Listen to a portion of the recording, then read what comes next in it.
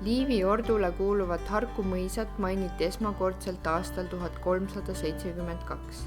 Sel ajal oli mõis väikelinnus nagu paljud teised ristisõja järgselt loodud mõisad. Seda kasutati Tallinna asekomtuuri residentsina ja see kuulus ordule Liivi sõja lõpuni.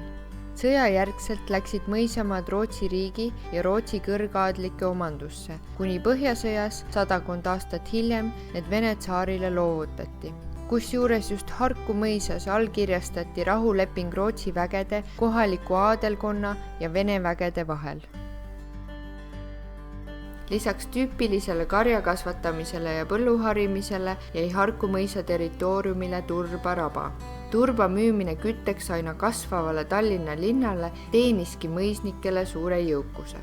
Mõisakompleksi alla kuulus 18. sajandil loodud peahoone ühes 20 hektari suuruse pargi ja paljude kõrvalhoonetega.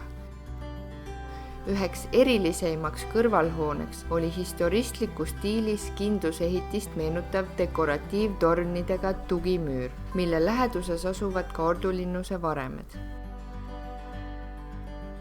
Peale riigistamist asus mõisas ja selle territooriumil mitmeid parandusasutusi, näiteks Harku kurikalduvustega poisslaste parandusmaja või Harku töölaager tööpõlguritele ja joodikutele. Alates 2014. aastast kuulub mõis Paula Arendus OÜ-le, kes rajab sinna järk-järgult hotelli.